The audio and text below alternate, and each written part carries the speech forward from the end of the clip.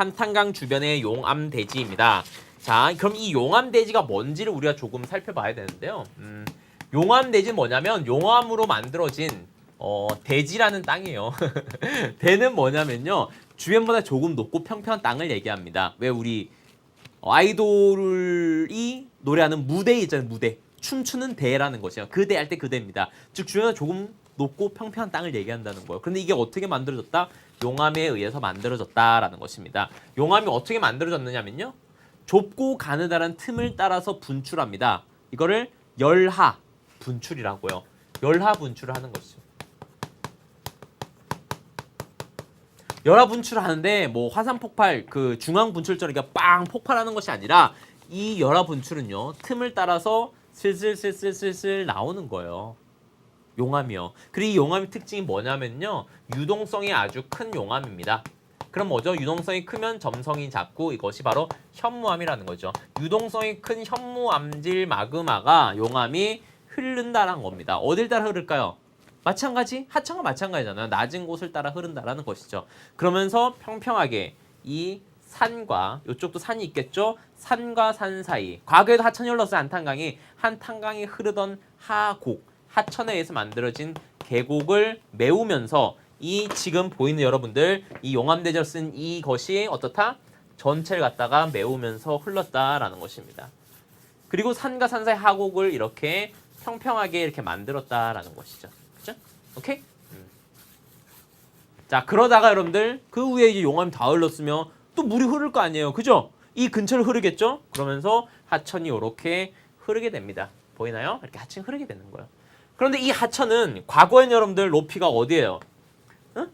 여기 높이로 흘렀겠죠? 이 높이로 흘렀겠죠, 하천이. 그런데 지금은 요만큼 현무암이 용암대지가 쌓여 있으니까 과거보다 더 높은 곳을 흐르고 있었다라는 겁니다. 이 위를 흐를 때는요. 그러니까 어떻게 되겠어요? 이 과거에 흐르던 곳까지 내려가려고 하겠죠. 그죠? 그러니까 어떻게 상대적으로 하방 침식이 강했다라는 것입니다. 그래서 아래로 침식이 되면서 지금과의 모습과 같은 오늘과의 모습과 같은 이렇게 하천 주변에 뭐가 나타나더라? 절벽이 나타난다라는 것입니다. 알겠죠?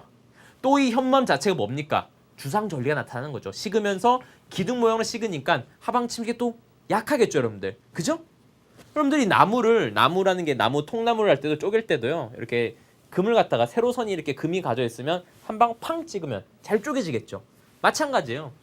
이 현무암은 주상절리 되었기 때문에 용암은요. 식으면서 하방 침식에 더 약해져 가지고 절벽이 쉽게 만들어진다라는 것입니다. 알겠죠? 쑥쑥 떨어져 나가는 거죠.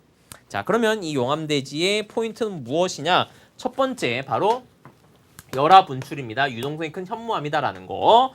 자, 그리고 두 번째는요. 기반암의 형성 시기입니다. 생성 시기. 주변의 이 산지는요. 현무암이 아니다라는 거죠. 용암대지니까. 그게 뭐 변성암이 될 수도 있고요.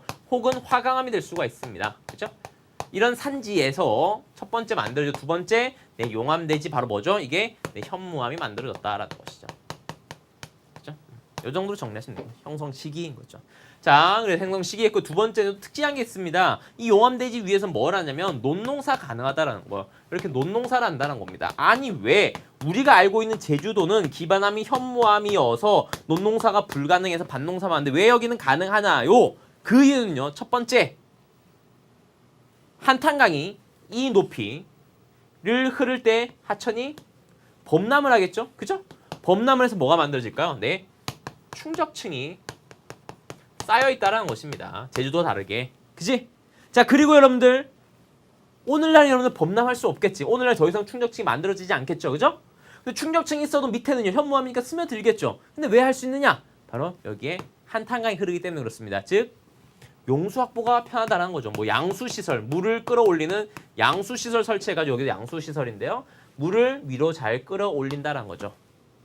그래서 논에 충분히 물을 공급할 수 있기 때문에 여기서 논농사가 가능하다라는 겁니다. 자, 요 두 가지 포인트만 세 가지 포인트네요. 열하분출, 현무암이다. 그다음에 형성 시기, 그다음에 논농사 가능. 왜? 어떻게? 요것만 정리하시면 됩니다. 자, 그럼 이 한탄강 옆에 있는 용암대지는 어느 지역이냐 위치가 바로 강원도 철원, 그다음에 경기도 연천 요 지역이다라는 거 위치도 정리하시면 되겠습니다. 자, 마지막으로 이 지형들 보고 마치도록 하겠습니다.